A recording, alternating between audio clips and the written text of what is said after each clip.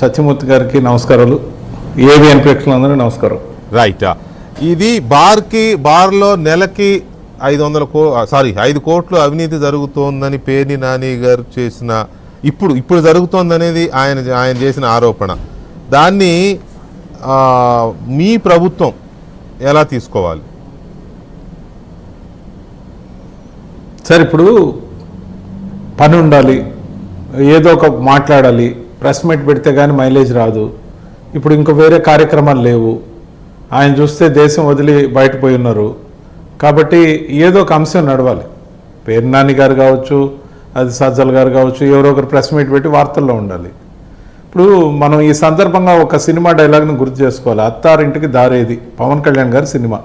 న్యాచురల్గా సినిమాలు చూసే ఎక్కువ అలవాటు ఉంది కాబట్టి దాంట్లో మీరు మమ్మల్ని తిట్టండి, ద్వేషించండి, లేకపోతే అభిమానించండి, ఏదైనా చేయండి, కానీ మేము ఉన్నామని గుర్తించండి. మేము ఒక పార్టీగా ఉన్నాం, మాకు ప్రతిపక్ష స్థానము ప్రజలు ఇవ్వకపోయినా ఏదో మీడియా డిబేట్లో కనిపించేదానికైనా ఒక వ్యాఖ్య చేసి వివాదాస్పదంగా ప్రవర్తించి తద్వారా న్యూస్లో మేము ఉండేటట్టు, ఇష్టం ఉన్నా లేకపోయినా కొన్ని వ్యూస్ వచ్చేటట్టు ఏవైతే చేసుకోవాలనుకుంటున్నారో ఇది ప్యూర్ రాజకీయం. ఇది అసలు అనవసరమైన విషయం. కానీ మీరు తీసుకున్న సబ్జెక్ట్ అంటే నాకు గౌరవం కాబట్టి ఆ కోణంలో మాట్లాడడంతో పాటు మన ఛానల్లో కింద స్క్రోలింగ్ వస్తూ ఉంది.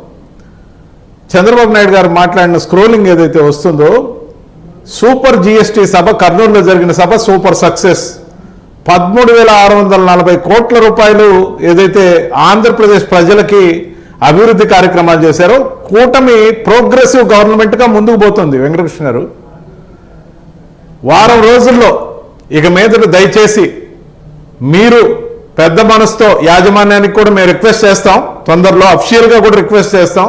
2 రోజులు కూటమి ప్రభుత్వం చేస్తున్న అద్భుతమైన కార్యక్రమాలు, నిర్మాణాత్మకమైన వ్యవహారాలు, ఆంధ్రప్రదేశ్కి కేంద్ర ప్రభుత్వం చేస్తున్న సహకారం కానీ, ఆంధ్రప్రదేశ్ ఇంప్లిమెంట్ చేస్తున్న సూపర్ 6 కానీ, మనం చేస్తున్న అన్ని కార్యక్రమాలు కానీ ప్రజల్లోకి బలంగా తీసుకెళ్లే డిబేట్లు మనం చేద్దామని నిర్మాణాత్మకంగా అప్పీల్ చేస్తున్నా.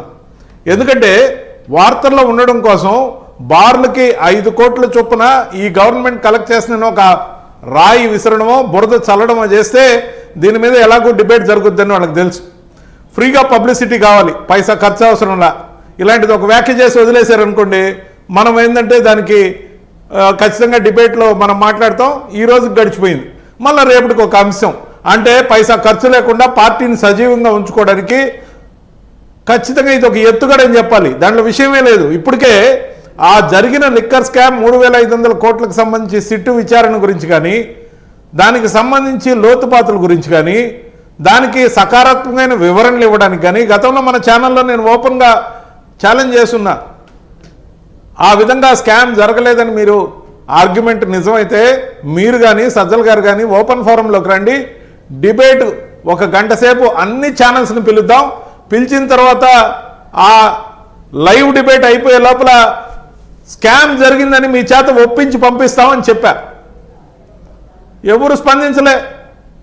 ఎందుకు స్పందించలేదో మీకు తెలుసు. ఎందుకంటే స్కాము వ్యవస్థీకృతంగా ప్రభుత్వ హయాంలో జరిగింది. ఇక్కడ జరిగిందని చెప్తున్న జనార్దన్ గారి గురించి కానీ, లేకపోతే ఇంకోటి గురించి కానీ, ఇంకోటి కానీ, మరి ఏదైనా కూడా వ్యక్తులు చేసిన దాన్ని ఆ వ్యక్తుల మీద తక్షణ చర్యగా చంద్రబాబు నాయుడు గారు వాళ్ళని సస్పెండ్ చేయడం జరిగింది. ఇక వాంగ్మూలం, జనార్దన్ గారు ఇచ్చిన వాంగ్మూలం ప్రకారం జోగి రమేష్ గారి మీద ఆరోపణలు లేదా చాట్ ఏదైతే ప్రూఫ్ ఇవన్నీ ఉన్నాయో విచారణ సంస్థలు ఖచ్చితంగా నిగ్గు తేలుస్తాయి. అఫ్కోర్స్ 4 రోజులు వెనక్కి కావచ్చు, ముందు కావచ్చు, అంత పెద్ద స్కామ్ జరిగింది. 3,500 కోట్లని కేటగారికల్గా ఏదైతే రిమైండ్ రిపోర్టులతో పాటు ఛార్జీ షీట్లు వేసి విచారణ జరుపుతున్న సిట్కే అలివు. కానీ ఆ స్కాము హడావిడిలో దీన్ని తగుదనమ్మని చెప్పి దీన్ని పంప్ చేసి ఒక మైలేజ్ క్రియేట్ చేసుకోవడం కోసం వేస్తున్న వెత్తుగడగా మనం దీనికి ప్రచారం కల్పించకుండా ప్రోగ్రెసివ్ అంశాల వైపు ఖచ్చితంగా తీసుకెళ్ళాలి. జరిగిన స్కామ్ గురించి, గతంలో జరిగిన దాని గురించి రిపీటెడ్గా కూడా డిబేట్లు చేద్దామని కూడా నేను అంటున్నా. అయితే సరే.